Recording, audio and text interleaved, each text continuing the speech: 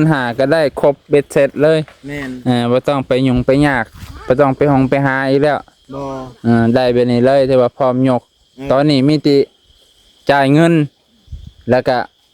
อุปกรณ์ไม้เฮาอุปกรณ์ตอนที่ยกก็สิซื้อหลายอย่างเลยเนาะคันเราเพิ่นตอนที่ย่อขึ้นยกขึ้นนี่ก็มันก็ได้เครื่องมันมาครบเบิดอยู่แล้วเอาจังยกย่อขึ้นได้มีหยังในอุปกรณ์มันลองคิดไล่เบิ่งตะปู1แม่น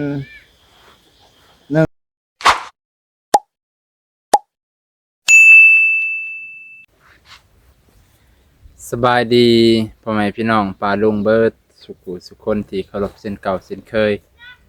พอดีมื้อนี้บ่าวน้องกลับมาตอนบ่าย2บ่าย3พ่อแม่พี่น้องมาเบิ่งไม้พ่อแม่พี่น้องมาเบิ่งไม้พอดีบ่าวน้องไปพ่อเพิ่นอยู่ที่ตลาดก็เลยถามว่าเพิ่นมาส่งไม้แล้วบ่เพิ่นก็ว่ามาส่งแต่โดนแล้วเพิ่นก็คล้องท่า คล้องท่าเงินคือกันเนาะพ่อแม่พี่น้องเพิ่นก็เลยมาบอกแต่เพิ่นบ่ได้มาบอกโดยตรงเพิ่นไปพ้อกันอยู่ตลาดไปพี่น้องเนาะมื้อนี้ก็เลยมาเบิ่งก็ถือว่าได้หลายตามเบิ่งนี่ถือว่าได้หลายอย่างอยู่นะไปพี่น้องในงบประมาณที่ว่า15,000จะมีเสาแต่ว่าเป็นเสาเหลี่ยมนะไปพี่น้องเสาเหลี่ยมคือที่เพิ่นเฮ็ดคักแน่เลยนะจะมีหลายเส้นอยู่เนาะเดี๋ยวไปเบิ่งนำกันว่าง่ายๆคือสุดนี้สุด15,000นี่เพิ่นสามารถยกโครงสร้างของบ้านได้เลยพี่น้องยกโครงสร้างของเฮือนได้เรียบร้อยเลยพี่น้องส่วนอีกไม้เส้นไม้อันนี้จังหวะอีกทีนึงแต่ว่าตัวนี้มันยกได้เลยพี่น้องเนาะอันดีเทลต่างหากเพิ่นก็สิบอกอีกทีนึงว่ามีหยังแน่ที่ยังต้องซื้อเพิ่มเติมเด้พี่น้องบ่แม่นว่าในจำนวน15,000นี่จะแล้วเบ็ดเสร็จใน15,000เลยบ่แม่นมันก็จะมีรายละเอียดอีกหลายอย่างอยู่พี่น้องในการเฮ็ดเฮือนมันก็ใช้งบประมาณหลายอยู่เนาะเอาไปพี่น้องมื้อนี้มาถามอ้ายเพิ่นไปพี่น้อง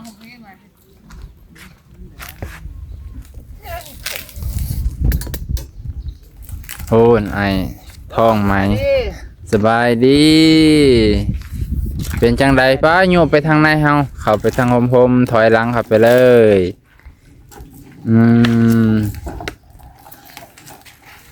โอ้ถอยหลังจัดๆเลยพี่น้องเพิ่นกระดิษเพิ่นยังใส่ล้อตีนมันตัวเก่าเพราะเพิ่นย่านตัวใหม่มันเพ่ไว้เอาตัวเก่าไว้ใส่ก่อนเนาะ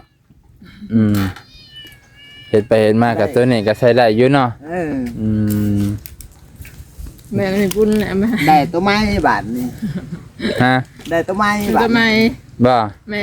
โอ้แม่บุญบ่นี่เอ้าบุญมาส่งให้มื้อวานมื้อซื่นนี่เอ้ยก็ซื่นนี่แสดงว่าได้หลายคันอยู่ซะสั่นรอบแรกก็เป็น3คันทั้งตัวเก่าได้3คันเลยพี่น้องตัวนี้มันคือแข็งแห้งเนาะตีนยางคือกันแต่ว่าแข็งแห้งยางคือกันแต่มันก็สิแข็งแห้งกว่าตีนตัวนั้นเพราะว่าเพิ่นแม่นเลือกโตพร้อมลุยขี่ตมบ้านเฮาหั่นนะพร้อมลุยกับดินทรายหลุมบ่อบ้านเฮาว่าอยู่คือเป็นเลือกเป็นเลดคักแท้บ่ได้สังเกตคักว่าเฮาก็คักยินดีนำสาธุบุญนำเพิ่นแสดงว่าได้หลายคันพอดีคือกันฉันสิขี่บ้านนี้บ้านนี้เฮากับมาถามเรื่องไม้พี่น้องเพิ่นบ่ได้คล้องบ่ไม้เพิ่นก็คล้องอยู่เพิ่นก็คล้องอยู่เพราะว่าเฮากับบอกเพิ่นอยู่ว่าเพิ่นแล้ว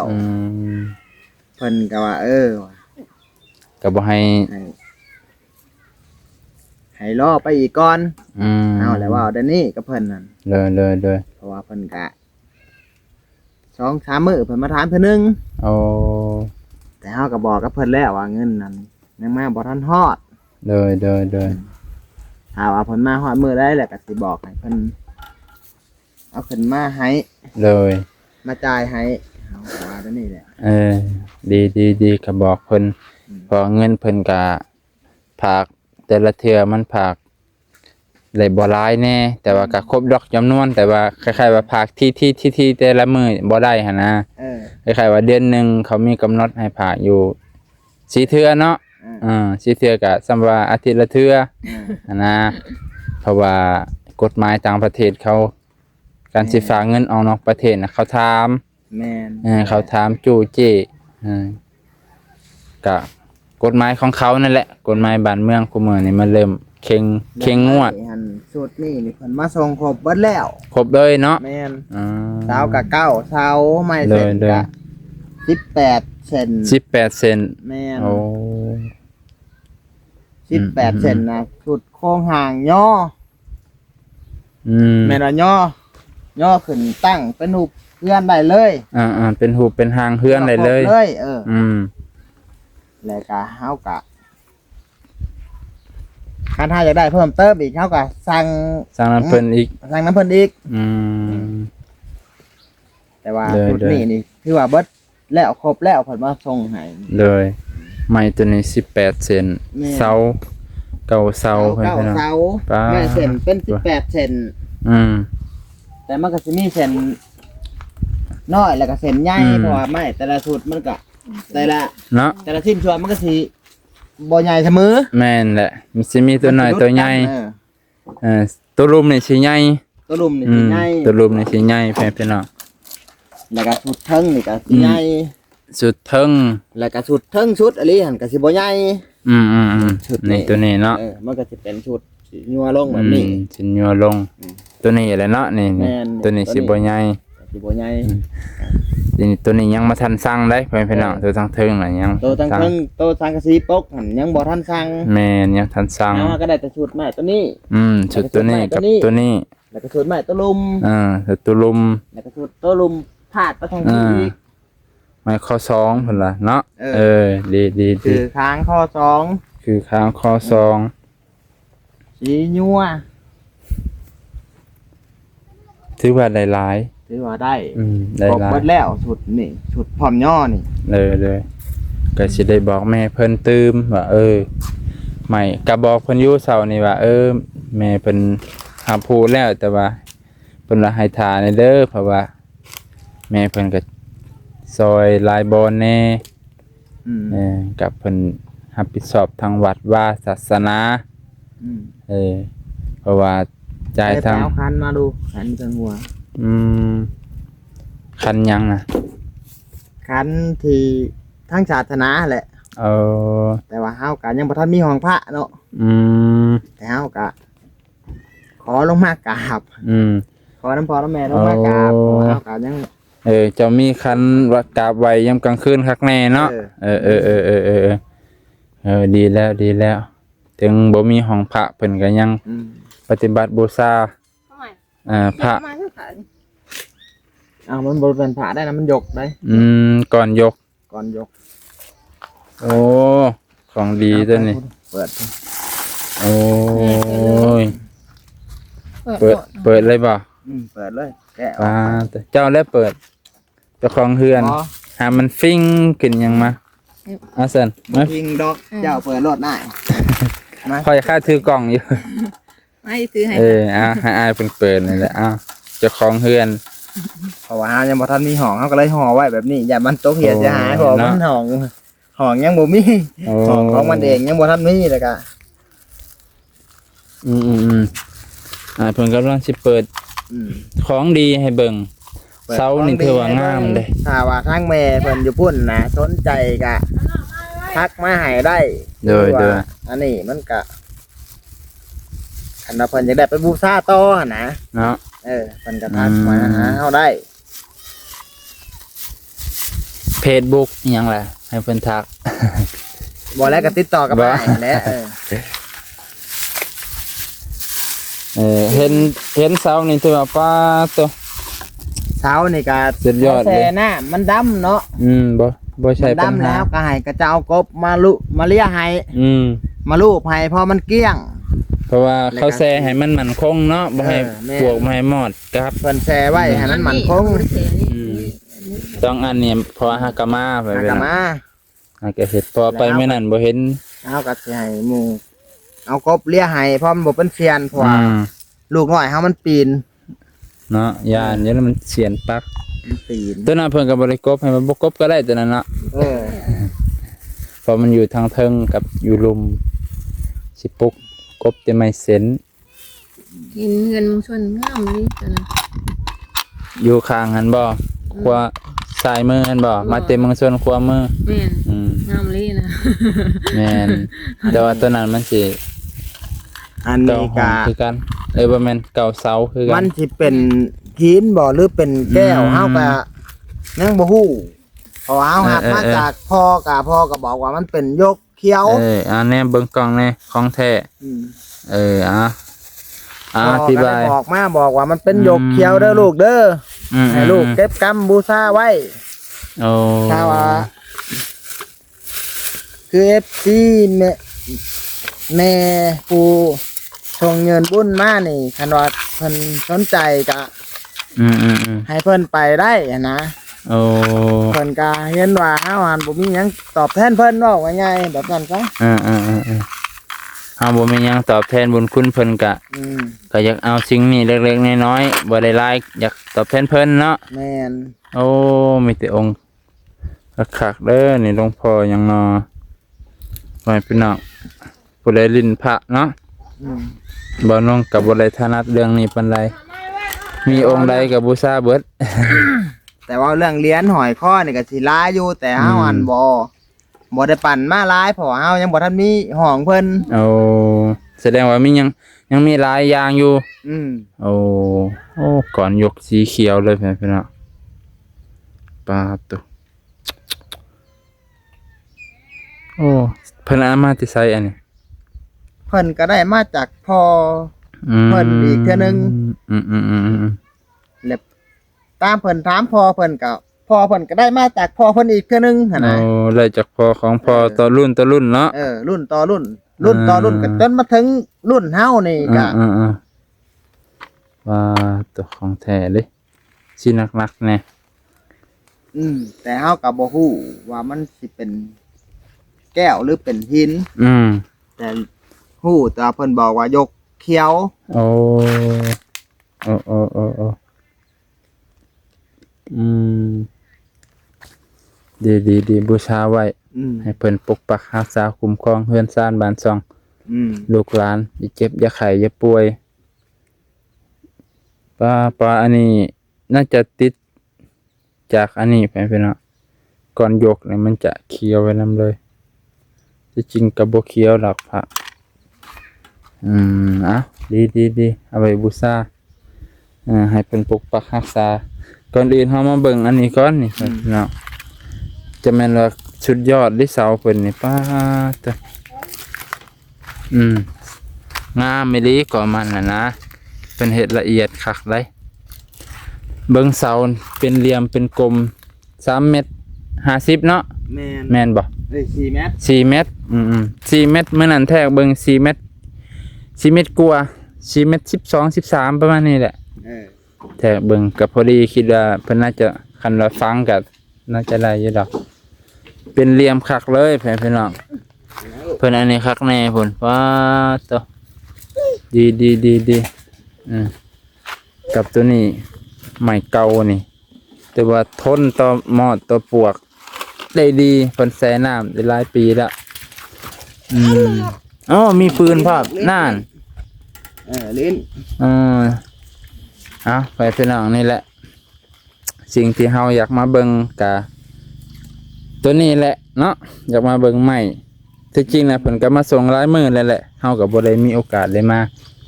แม่น บ่มีโอกาสมื้อวานนี่ก็แล่นผ่านแต่ว่าสิกลับมาทางนี้เพิ่นบ่ได้แล่นกลับมาคืน ไม่ได้วัน ไปทางซีโนไปทางวัดยะทานกันหาเส้นตัวนี้อยากขดๆเนาะเส้นตัวเดียวนี่แหละจักสิใช้จังไดได้ มันก็ได้อยู่เพอมันเป็นไม้เส้นมันก็ใช้ได้เพราะว่าบ้านเฮาก็บ้านเฮาอันนั้นมันก็ซื้อพอไม้นี่มันว่าง่ายๆกับมันถือแดดแล้วมันเด้งเฮาก็สิพออันเฮ็ดได้ อยู่ อืม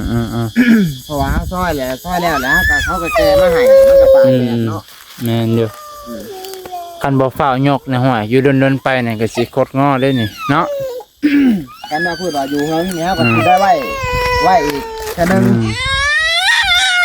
ไว้จังได๋ มา ไว้จังได๋อ้าย เอาเห็ดได้ได้นี่ฮะเอาสันเอา ยิงว่าเบิ่งสิยิงให้ยิงได้ ให้เห็ดได้ได้นี่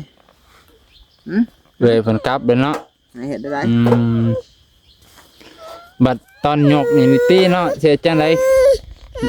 ถามเผื่อเลยคันตอนยกนี่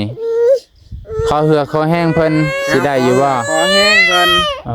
ตอนยก ก็สิ เฮาก็ขอเหือขอแห้งว่าน้ำชาวบ้านเฮานี่แหละให้เขายกเขาย่อซอย เอาลูกกันฝนสิตกเลยเนี่ยฝนงอแง ตกในนอนแล้วมาเนี่ย ตอนยกตอนย้อนเฮาก็สิขอเหือแห้งในชาวบ้านเฮาเองให้เพิ่นยกย่อซอยแล้วก็บ้านเพิ่นยกย่อซอยหยังแล้วก็เฮาก็สิได้เฮ็ดต่อเติมเอาเองอีกเทื่อนึง ตัวใดมันบ่คักบ่แน่เนาะว่าแล้วก็ลืมถามคันเว้าเรื่องสร้างนี่เพิ่นก็เคยเว้าสู่ฟังบ่ถ้าว่าเพิ่นมาเป็นลังมาเลยนี่เท่าใด คันมาเป็นหลังนั่นมันตกอยู่15ล้านเฮาหันมีแต่ล่างตีนขึ้นอยู่เลย 15ล้านกีบ แม่น คือมีแต่ล่างตีนขึ้นเลย มีแต่ บ่ง่ายๆคือเบ็ดเสร็จแล้วเลย15ล้าน แล้วเบิดเลย 15ล้านตกเป็นเงินไทยเท่าใดเนาะฮอดบ่หมื่น 11,000ก็6ล้าน20,000ก็ ก็12 12เนาะ15,000ไป 15,000 15,000 ได้ 20,000 25,000โอ้ยว่าผิด มันก็สิตกอยู่ 25,000แต่ว่าเพิ่นว่า 25,000นี่เขากบเขาเอาแจกเอาละเอียดทุกอย่าง 15ล้าน 15ล้าน โอ้ ตามใจเฮา ทุกอย่างแล้วแต่เฮาสิสั่งโอ้แล้วแต่เฮาสิสั่งว่าเอาจังซั่นจังซี่ให้มันละเอียดเจ้าก็สิแม่นโอ้ถือว่าคักเด้ เฮาบ่ให้ยุ่งเกี่ยวกับเขาแล้วก็บ่ยุ่งเกี่ยวกับเฮามีแต่เฮาสั่งแบบใดเขาก็เฮ็ดให้แบบนั้นเลย โอ้นั่น เฮามักหลายปองเขาก็เฮ็ดหลายปองให้เฮามักปองมึงปองเดียวเขาก็เฮ็ดปองเดียวให้ ห้องนะบ่โอเคนี่ถือว่าคักแล้วเฮาได้พังราคาจากเพิ่น มั แล้ว นกับเบิดจบแบบนี้แหละแบบเฮาสั่งไม้ชุดนี่แหละ คือกับไม้ชุดนี้เลยว่าอยากได้ชุด15,000ก็ได้ครบเบ็ดเสร็จเลย แม่น บ่ต้องไปยุ่งไปยากบ่ต้องไปห้องไปหาอีกแล้ว บ่ ได้แบบนี้เลยที่ว่าพร้อมยก ตอนนี้มีติจ่ายเงิน แล้วก็ อุปกรณ์ไม้เฮา อุปกรณ์เอาวะตอนสิยกก็สิซื้อหลายอย่างเลยเนาะ คันเราเพิ่นตอนสิย่อขึ้นยกขึ้นนี่ก็มันก็ได้เครื่องมันมาครบเบิดอยู่แล้วเอาจังยกย่อขึ้นได้ มีหยังในอุปกรณ์มันอ้ายลองคิดไล่เบิ่งตะปูหนึ่ง แม่น1ตะปู2หลังคา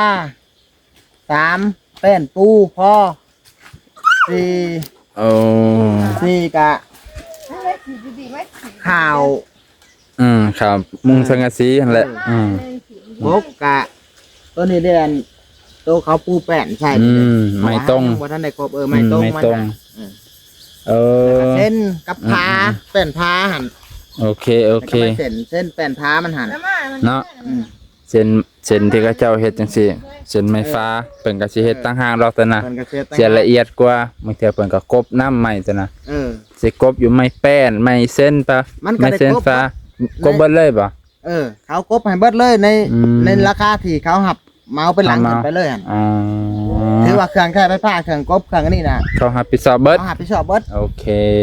เฮานี่ก็มีแต่ไผเฮาเองคือไฟฟ้าเนี่ยเฮามีแล้วเนาะ เลย กับไผเฮาเองแล้วก็ เฮาอยากได้แบบใดเฮาก็บอกเขา บอกเขาเนาะมักห้องแบบใดแบบใด โอเคเข้าใจแล้วภายเป็นน้องคือ ในราคา 25,000 ในราคา 25,000 มันก็บางคนก็ว่าย่านว่าโอ้แพงบ่ใน 25,000 นี่จะว่าจังได เลยในเขาเฮ็ดทั่วๆไปก็ในราคานี้เนาะจะว่า มั บ่ นก็ในราคานี้แต่สำหรับเฮานี่ก็แพง แพงเนาะ แพง สำหรับผู้เฮาบ่มี สำหรับเฮาผู้บ่มีเนี่ยเฮาก็แพงนักแหละ แต่ว่าเขาเป็นพ่อค้าอัน เออ ผู้เฮ็ดเขาก็ เออ ไล่เพื่อลูกน้องนำกว่ามันเนาะ แม่นเพอเขาก็เฮ็ดผู้เดียวบ่ได้ โดย เขาก็ได้จ้างลูกน้องเป็นรายวันอหย่างของเขาหั่นแหละ โดย แล้วแต่เขาหั่นแหละ ถึก เพราะว่าเฮาก็เฮามีเครื่องเอาครบเบิดบ่ได้ให้เขายุ่งยาก บ่ให้เฮายุ่งยากเลยเนาะถ้าเอาเครื่องเฮาครบ บ่ให้เฮายุ่ง อื ยาก มดีแล้วจังซี่เฮาก็ลืมเนาะเฮาก็ได้ถามราคาตอนนั้นมาก็บ่ได้ถามวันนี้ถามไว้เบิดนะราคาคือ 25,000เบ็ดเสร็จล้างตีนล้างมือขึ้นไปอยู่เลย แต่ว่าก่อนสิยกแม่เพิ่นก็บอกอยู่ว่าให้เครื่องครบเบิดซุอย่างก่อนตอนนี้เฮาทยอยซื้อไว้เทละหน่อยถึงศีรษะโอ้ยถึงศีรษะก็ยามันเนาะเข้าใจตัวก็แต่ว่าชุดแรกเฮาได้แล้วแต่ว่าเฮายังทันจ่ายเขาเดี๋ยวสิอันนั้นดอกชุดนี้ได้แล้ว ชุดได้แล้วมื้อหน้าเฮาก็ค่อย ชุดตัวนี้ มื้อหน้าเฮาก็สิมาถามอีกว่าเฮาต้องสั่งตัวใดแน่หั่นนะก็สิมาถามไว้แล้วบัดนี้เฮาค่อยสั่งเพิ่นอีกนะ การว่าโตเฮายังสิสั่งเพิ่นนี่ก็มีแต่ข้าวแล้วก็แป้น ข้าวนี่ ต้ม แล้วก็แป้นปู แป้นหั่น แป้นตรง ไม่ตรง ไม่ต้องปูแป้นใส่ ไม่ตรงปูแป้น แล้วก็ไม่เส้น แล้วก็ข้าวแล้วก็ไม่เส้นที่ตั้งผาเส้นหั่น แต่ว่าถ้าเพิ่นฮับเฮ็ดอีกก็ดีเนาะถ้าเพิ่นฮับว่าหาให้แน่ไม่ก็ดีบ่หรือเพิ่นก็หาให้แน่นอน แต่ว่าเรื่องนี้เพิ่นก็สิหาให้ได้หาให้แน่นอน โอ้ เพราะว่าเขาก็หับเฮาก็เคยโอ้ล้มกับเขา โอ้ ถ้าว่าเต้งบ่พอเต้งยังได้ตัวนี้นี่โตเสียดให้เฮาอีกบ่เขาก็บอกว่าเฮ็ด โอ้ แต่ว่าราคาก็เว้ากันอีกเทื่อนึงกับเขานะ เด้อเข้าใจดีมันบ่ต้องไปสั่งไก่คือจากตาแล้วพุ่นเนาะปก คัน ติ เอาทางอยู่พุ่นนะพอไปเอามายากคันว่าเอาให้เขามาส่งฮอดเฮ้ยรถมันก็อีกราคานึง แม่ คัน น ว่าเอาไปเอาเองมันก็ราคานึง บาทนี้เฮาไปซื้อมาอยู่หันกับซื้อมาอยู่นี่ มันต่างกันบาทนี้ราคามันหัน ราคาอยู่ห้านเขาก็ต้องคิดกำไรอยู่แล้วเนาะ อ้าว เพราะว่าเขาก็ มันก็ต่างกันหลายเพราะว่าอยู่พุ่นก็สูงกว่าอยู่พี่น่ะ มึงจะราคาอยู่พุ่นครบทบครึ่งเนาะหลายแน่นอนยันนี่คิดถือกว่าสั่งน้ำเพิ่นก็คือว่าเพิ่นก็เฮ็ดให้กันเองนั่นแหละเพิ่นก็ต่างซอยเหลือกันเพิ่นก็คนครัวหาไม้ตามเพิ่นมีนั่นแหละคันสิเอางามๆก็ราคาก็อยู่ห้านเนาะคันสิเอาไม้งามๆแต่ว่าเบิ่งเสานี่ก็โอ้ถือว่าได้สุดยอดแล้ว อยู่บ่คันว่างามพอไปได้แล้วก็เฮาว่าตัวนี้ก็สิดีกว่าตัวนั้นคันว่าพื้นว่าอยู่พุ่นนี่มันก็ราคานึงแต่มันก็สิงามกว่านี้คัน เพราะว่า ว่าอยู่ห้านใหญ่ เพราะว่าเสาตัวนี้ละผ่านเลยมีแต่เสางามๆป้าตัวก็แต่บ่ผ่านที่ตัวนี้คันสิว่าเนาะเพิ่นหากะเอามาใหม่ตัวนี้เพิ่นเตรียมไว้แต่ดนเลยนะคล้ายๆว่าเพิ่นก็เตรียมไว้โอเคไปพี่น้องมื้อนี้ถือว่าได้ข้อมูลหลายๆแล้วต่างท่าแต่พ่อแม่พี่น้องเพิ่นอีกเทื่อนึงเพิ่น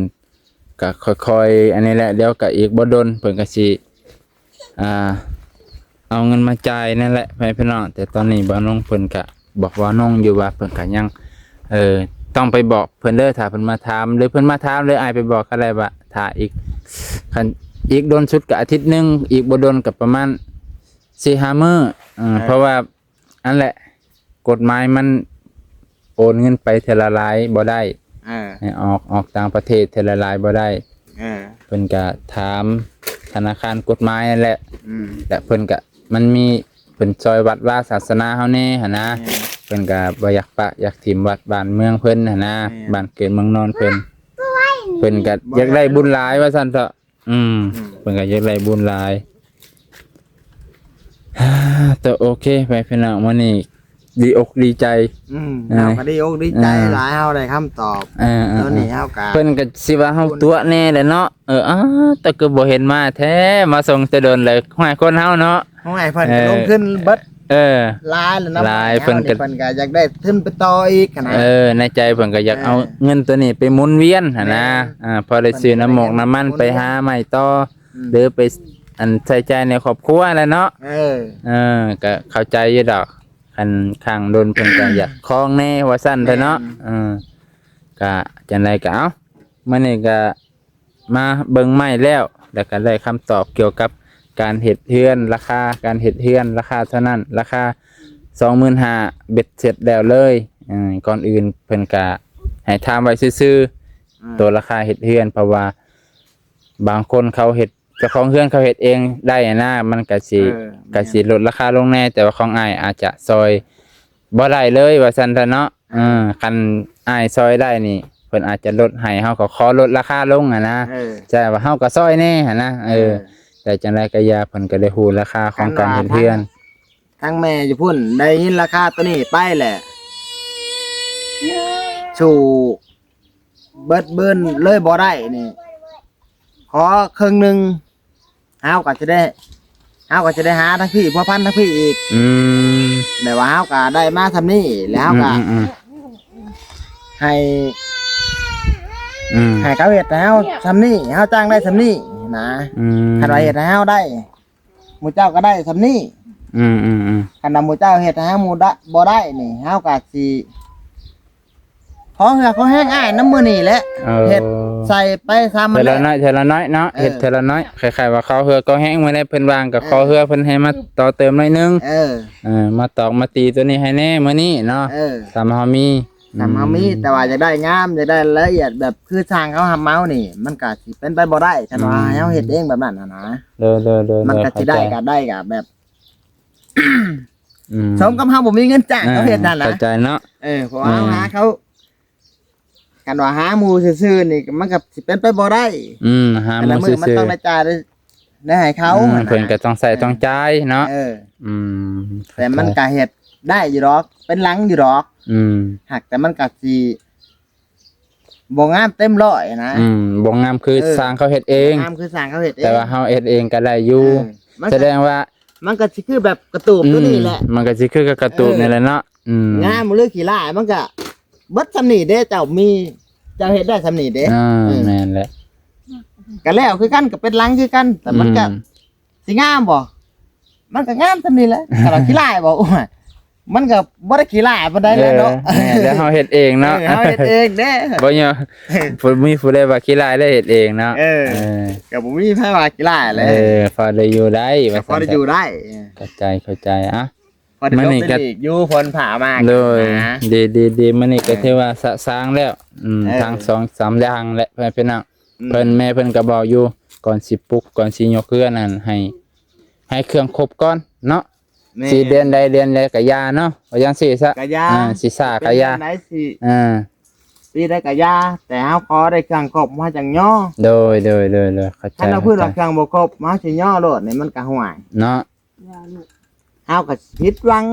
แบบว่ามื้อใดเฮาจังสิได้ครบว่ะนะมันสิบ่ดอกก่อนบ่ตัวย่อนี่บางช่วงมันก็สิตากฝนเนาะบางช่วงมันก็สิตากแดดเด้ตากแดดตากฝนยามนี่แห้งฝนมันก็สิผุสิเปื่อยไปซื่อๆหั่นแหละแม่นแหละกันว่าเฮามันคือแบบนี้ฮะยังบ่ทันย่อนี่ฮะยังเอาลบหลีกได้เนาะแม่นตัวนี้ก็สิบ่ผุง่ายดอกติเนาะบ่ผุง่ายดอกมันก็ได้แห้งตากฝนไว้ดนๆให้มันถึกฝนถึกแดดแต่ว่าบ่ให้เกินปีว่าซั่นซะเพิ่นก็บอกอยู่บ่ให้กลายปีนี้นี่ก็เดือ